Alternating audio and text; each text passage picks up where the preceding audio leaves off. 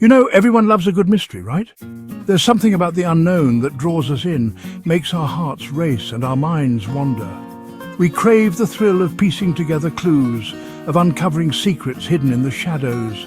It's a dance with the dark, a flirtation with fear that we can't seem to resist. But what if the mystery was real?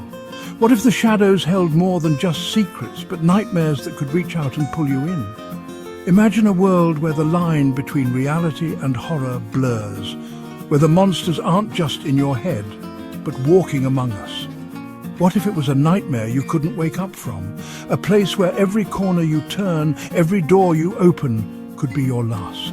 A labyrinth of terror designed to trap you, to play with your mind, and ultimately to end you. That's the story of H. Holmes, a man whose name has become synonymous with fear, with death, with the macabre. He wasn't just a killer, he was an architect of horror, a maestro of murder. See, he was born Herman Webster Mudgett, but he went by H. Holmes, a name that would soon be etched into the annals of history, not for his achievements, but for his atrocities. Back in the late 1800s, he built this hotel in Chicago. But this wasn't just any hotel. It was a place where dreams turned into nightmares, where the walls whispered secrets of the damned. People called it the Murder Castle, a fitting name for a place that was more dungeon than hotel, more tomb than lodging. And this wasn't your average hotel. It was a twisted maze, a house of horrors where every step could be your last. A place where the walls seemed to close in on you, where the air was thick with dread.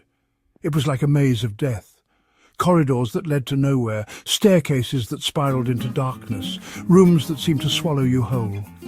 Hidden rooms, secret hallways, rooms you couldn't hear a peep out of. It was a place designed to disorient, to confuse, to trap. People would check in, but then they'd just vanish, disappear without a trace, swallowed by the darkness of the murder castle. Holmes, he was a smooth talker, a man who could charm the birds from the trees, who could make you believe anything. Smart, charming, he'd promise you the world, make you feel safe.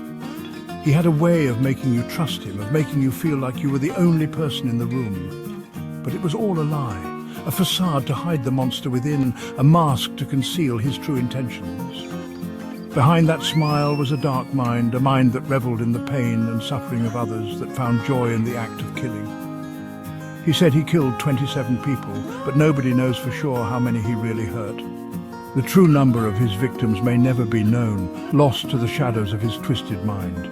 Can you imagine the fear, the terror of knowing that you were trapped, that there was no escape, that death was just around the corner, being trapped in a place